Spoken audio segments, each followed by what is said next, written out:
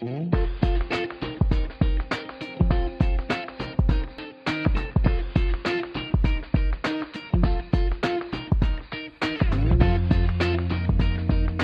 cette journée consacrée à la femme et dans laquelle on a invité un pédiatre, donc je suis très honoré de parler dans cette réunion.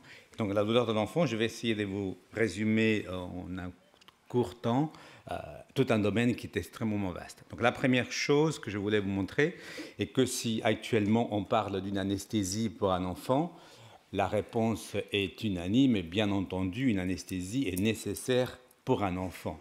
Eh bien, il y a 30 ans, cette question-là n'avait pas partout la même réponse. Et cela a changé en 1987 par les travaux du professeur Anand. En fait, ça a commencé, lui, en faisant sa thèse de médecine en 85 sur les facteurs de mortalité. Il met tous les facteurs qui pouvaient être intégrés et il trouve qu'il y a une association entre l'anesthésie et en fait, la chirurgie avec absence d'anesthésie, la mortalité. Il dit que ça doit être quelque chose de totalement fortuit. Finalement, il se planche sur ces problèmes-là et il conduit une étude randomisée. Et en même temps, il y a une situation à peu près similaire aux États-Unis avec un enfant qui s'appelle Jeffrey Lawson, qui vont tous les deux contribuer de façon marquée à ces développements. Et pour l'étude d'un an, finalement, il conduit une étude randomisée avec seulement 16 nouveau-nés dans lesquels les enfants devaient subir une intervention à cœur ouvert pour la fermeture d'un canal artériel. Dans cette étude-là, la moitié d'enfants sont randomisés à avoir une anesthésie et l'autre moitié sans anesthésie. Mais les pauvres petits bougeaient quand même, donc il fallait les paralyser. Ils étaient tous paralysés et le groupe sans anesthésie avait du protoxyde d'azote, que nous connaissons très bien, que ça va pour des douleurs mineures, mais pas pour une intervention à cœur ouvert. L'autre groupe avait l'anesthésie de l'époque. Finalement, je vous fais la synthèse, l'élévation d'hormones de stress, les complications post-opératoires étaient bien entendu plus importantes chez les enfants qui n'avaient pas bénéficié d'une anesthésie. Une étude de cette nature nous semblerait totalement inadmissible actuellement. Cet auteur-là, qui est un des pionniers de la douleur, n'a pas récolté la gloire immédiatement. C'est apparu dans une très grande revue, le Lancet, et les gens n'ont pas parlé. Seulement 6 mois plus tard, une revue grand public reprend cette étude-là. Mais non pas pour féliciter l'auteur, mais pour l'accuser, parce qu'il considérait que c'était non éthique d'avoir conduit une étude de cette nature. Il a dû s'expliquer pour dire que ce qui était fait dans le groupe placebo était plutôt la pratique du moment et non pas quelque chose qu'il avait inventé. Et ça a changé.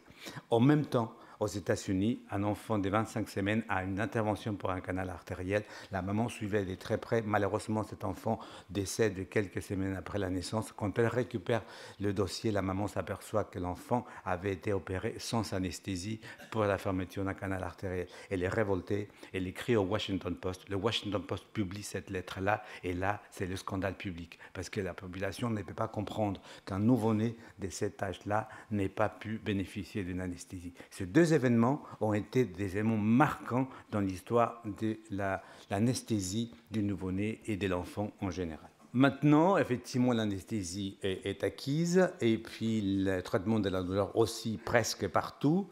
Mais pourquoi prévenir et traiter la douleur? La première raison, la raison humanitaire et éthique. Pas la souffrance que l'on peut éviter, pourquoi la laisser? Mais l'enfant, et l'adulte aussi, mais l'enfant, un être en développement, a en plus de cette souffrance physique des conséquences néfastes qui sont de plusieurs natures. Il y a une nature psychologique, des phobies aux soins qui sont créées. On a entendu quelques exemples dans lesquels les enfants ne voulaient plus revenir.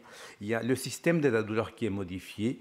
Il est modifié, certes, par les morphiniques, mais il est modifié aussi, surtout par la douleur. La douleur que l'on ressent plus tard, quand on a eu une douleur à un endroit, est modifiée pour toute la vie. Et il y a aussi donc cette altération de la perception douloureuse, mais il y a également des anomalies du système nerveux central qui peuvent apparaître et on en voit de plus en plus. Même si ces types d'études sont extrêmement difficiles à faire parce qu'on ne peut pas randomiser, bien évidemment, des enfants à qui on va faire des gestes douloureux et pas à d'autres, mais on utilise la vraie vie pour essayer d'isoler l'effet de la douleur des effets des traitements, des effets des pathologies. Et bien que ces études-là soient difficiles, il y a maintenant tout un faisceau d'études, j'en ai colligé quelques-uns, dans lesquelles on utilise le modèle du nombre des fractions cutanées des nouveau-nés en réanimation néonatale, et on voit que ce nombre élevé est corrélé de façon positive avec une réduction précoce de la substance blanche et de la substance grise sous-corticale, avec une moindre croissance corporelle et du périmètre crânien, avec une altération du développement microstructurel du faisceau corticospinal, avec une fonction cognitive et motrice plus pauvre à 8 et 18 mois, avec un cortex plus fin d'un tiers des régions au niveau du cerveau, des anomalies de la microstructure de la substance blanche, des QI plus bas, et je n'ai fait qu'un résumé. Il y a tout un tas d'études actuellement qui vont toutes dans le même sens quand on essaie d'intégrer tous les éléments confondant ceux qui restent là, et cet élément extrêmement important. Donc, ce n'est pas simplement la souffrance évitée, il y a aussi un développement qui est modifié.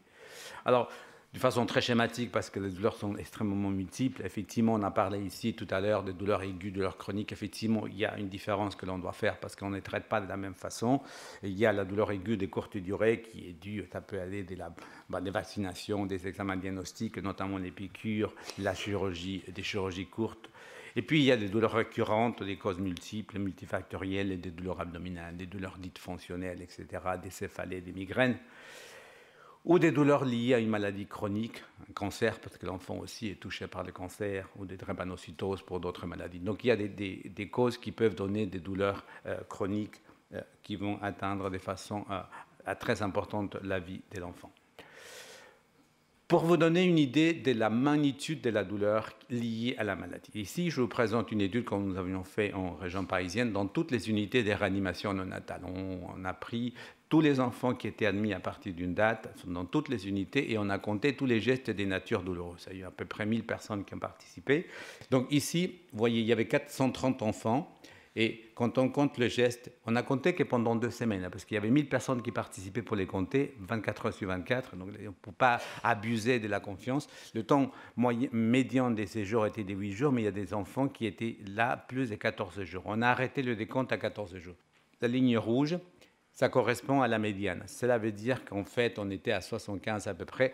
La moitié d'enfants que nous avons étudié avait suivi plus de 75 gestes douloureux pendant la période de l'étude. Mais vous voyez une boîte jaune qui indique le 25e et le 75e percentile. Tout ce qui est au-dessus de la boîte, donc un quart d'enfants avait suivi plus de 145 de son geste. Et vous voyez les différentes boîtes par âge gestationnel. Et vous voyez que les plus prématurés, quand on voit avant 30 semaines, un quart d'enfants subisait 200, 250, 350 gestes pendant cette période. Et nous ne comptons que les gestes des natures douloureuses, c'est-à-dire ceux qui avaient une invasion des cavités ou les gestes qui avaient une effraction cutanée.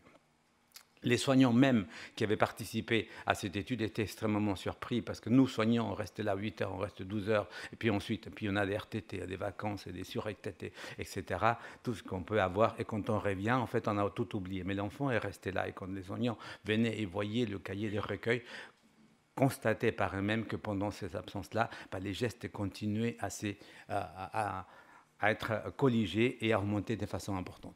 Si on va un peu plus dans les détails, on voit par exemple que jour par jour, là c'est par jour d'hospitalisation. Le premier jour s'arrêtait à minuit, donc il était plus court. Mais si on voit à partir du deuxième jour, il y avait pour certains enfants plus de 20 gestes douloureux par jour. Et cela diminue que lentement pendant la première semaine.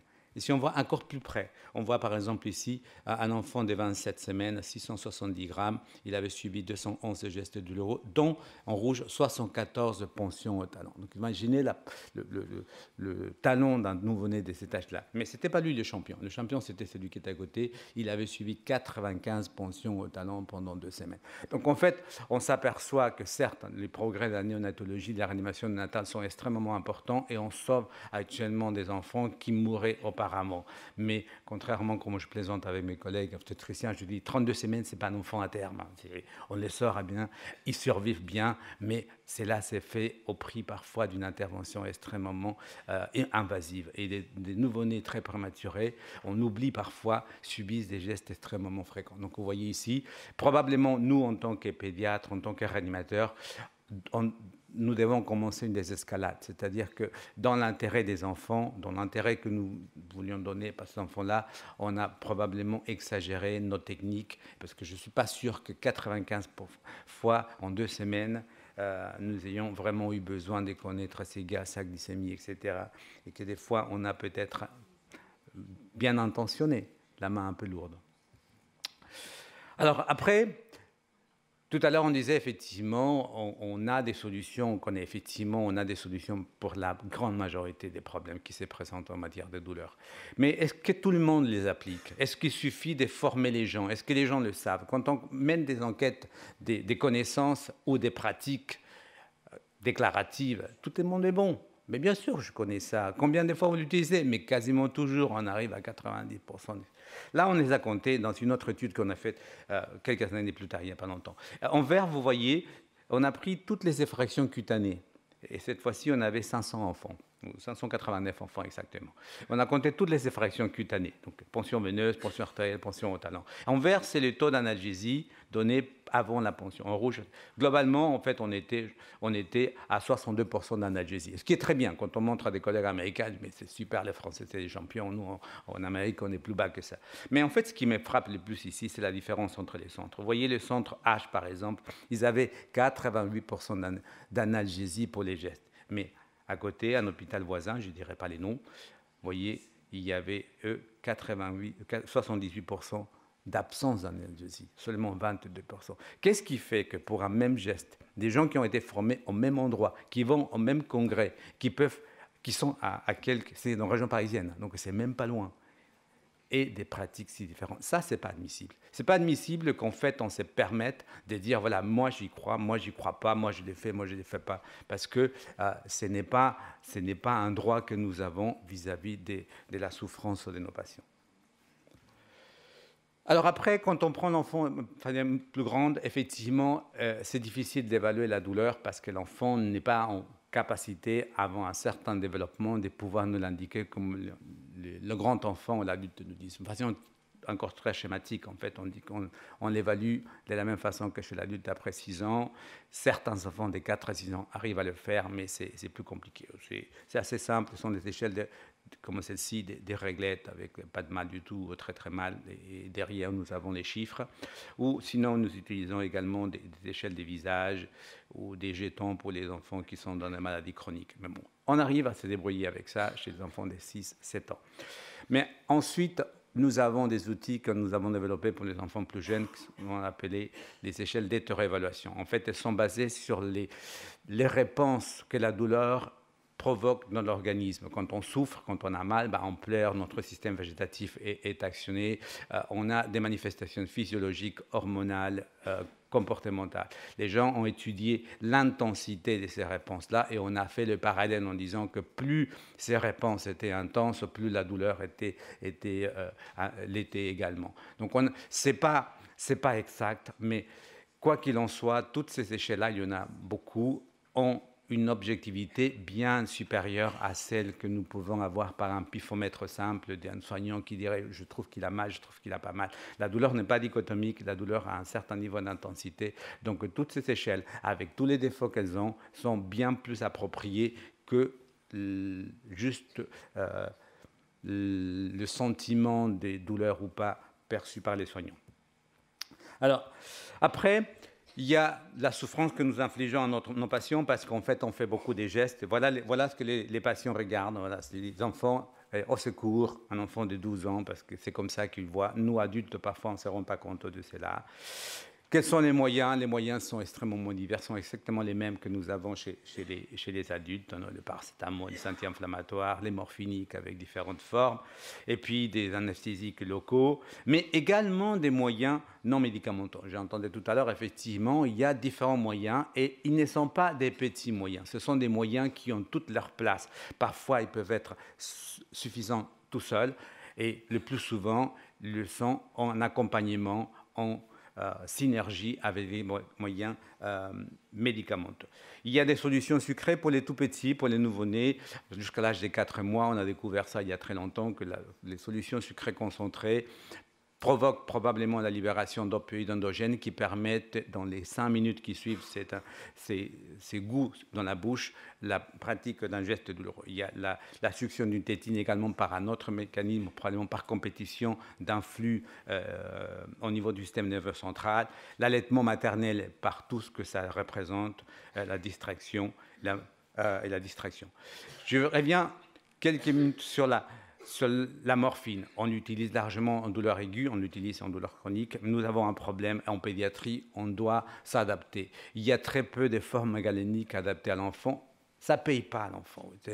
Vous avez une molécule cardiovasculaire, ben vous avez 40-50 ans de prescription, c'est un jackpot. Pour la pédiatrie, non. Donc on est, nous, tout le temps, hors AMM. Il y a les études montrent que parfois 90% de nos prescriptions sont AMM parce qu'en fait on doit déconditionner, on doit bricoler pour pouvoir traiter les enfants. Les enfants ne sont pas des petits adultes et on doit s'adapter. Donc là ici pour la douleur aiguë, on bricole, on se débrouille comme on peut, mais on aurait besoin qu'il y ait plus de formes galéniques adaptées à l'enfant. Ici, je vous montre en une minute une. Ça, c'est un enfant qui avait, dans une étude, tiré le mauvais numéro, même si c'était 2 x 7. Il avait du placebo, voilà, qui montre bien sa douleur de cet instant-là. Celui-là, il a tiré le numéro suivant, il a tiré le sein de sa mère. Il a 100% de saturation, 137 de fréquence cardiaque.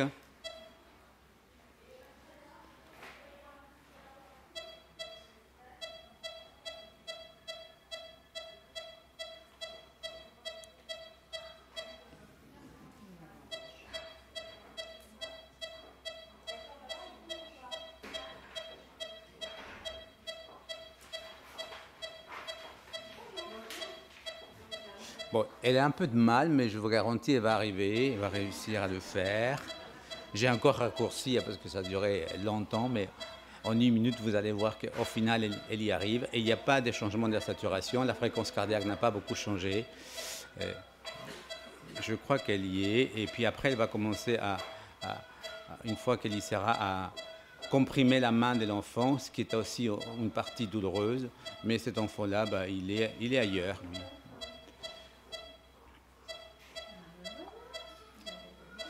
Voilà, ça y est. Donc là, c'est bon, elle a obtenu le prélèvement. Continuez. Après, je vous disais, c'est le mélange de tout un tas de moyens. Je vous montre cette séquence-là. C'est une gamine qui était arrivée à 17h, 20 minutes après une chute, dans laquelle elle s'était amenée par les pompiers. Elle s'était cassé le bras probablement. Donc elle arrive, installation immédiate. Et la douleur, c'est un ensemble des choses. C'est un accueil bienveillant. Ce que je voulais vous montrer, par exemple, dans cette photo qui résume beaucoup de choses, voilà, c'est la relation empathique, le médecin qui explique à la mère. C'est la distraction par une tablette dans laquelle la gamine est en distraction, elle est ailleurs. Mais aussi un moyen médicamenteux, elle a du protoxyde d'azote. Et ici, à côté, il y a la collègue qui prépare la dose de morphine. Voilà cet ensemble-là. Dans cette photo-là, vous voyez tous les éléments qui doivent être présents pour que ce qu'on racontait tout à l'heure, cette horreur de souffrance. Vous voyez, on n'a pas l'impression qu'elle souffre énormément. Hein. Pourtant, voilà, en plus, elle a la main qui contacte avec l'enfant. Tout cela, je trouve que dans cette photo-là, résume une attitude, une culture douleur, une culture de bienveillance qui doit être présente. Il ne suffit pas de filer la morphine, il ne suffit pas de mettre une tablette, il ne suffit pas de mettre un masque. C'est un ensemble avec une bienveillance qui doit être le maître mot. Et puis voilà, et son bras était quand même un peu cassé. Hein. Donc même si on n'est pas orthopédiste, on arrive à voir ça. La distraction, bon, je vous passe rapidement ça parce que le temps est assez... Mais c'est une approche cognitivo-comportementale qui permet d'engager. Ce n'est pas simplement des croyances, ça a été montré par des images dans lesquelles on arrive à bloquer l'activation des ondes douloureuses par la distraction. Et de la même façon par l'hypnose, etc. Ici, par exemple, vous voyez, cet enfant-là est en train de jouer. Il joue avec, on le suture, avant ça aurait été la crise. Il est en train de jouer dans une distraction active. Il a l'anesthésie locale, il a le protoxyde d'azote, ça se passe d'une façon tout à fait correcte. Là, ici aussi, pour les tout petits, on les développe par les jeunes enfants. Voilà, le petit gamin, il est subjugué par cette image-là. Mais aussi pour les plus grands, Là, lui, il a son pouce cassé, le chirurgien qui est en train de travailler dessus, lui, il a son protoxyde d'azote, il a sa tablette, et puis surtout, sur sa tablette, on regarde un bon match de foot avec Messi, bah, ça change tout. Voilà, en conclusion, la plupart des douleurs peuvent être prévenues ou traitées, et c'est une responsabilité majeure des soignants. On n'a pas le droit de ne pas donner les traitements que les patients méritent. Les moyens médicamenteux et non médicamenteux sont efficaces, surtout combinés. Des formulations pédiatriques devraient exister de façon plus large. Une formation, une incitation à l'amélioration du traitement de la douleur de l'enfant est indispensable pour que les gens ne soient pas simplement informés, mais formés, mais de façon active. La douleur de l'enfant est une priorité de santé publique. Et puis, un point qui a été mentionné tout à l'heure, c'est que les patients devraient être conscients de tous les moyens dont on dispose et que maintenant les parents doivent faire pression parce qu'un soin qui n'est pas donné en intégrant la prise en charge de la douleur est un soin de moindre qualité. Ce n'est pas un cadeau qu'on fait, c'est un droit et les parents doivent l'exiger actuellement. Merci beaucoup.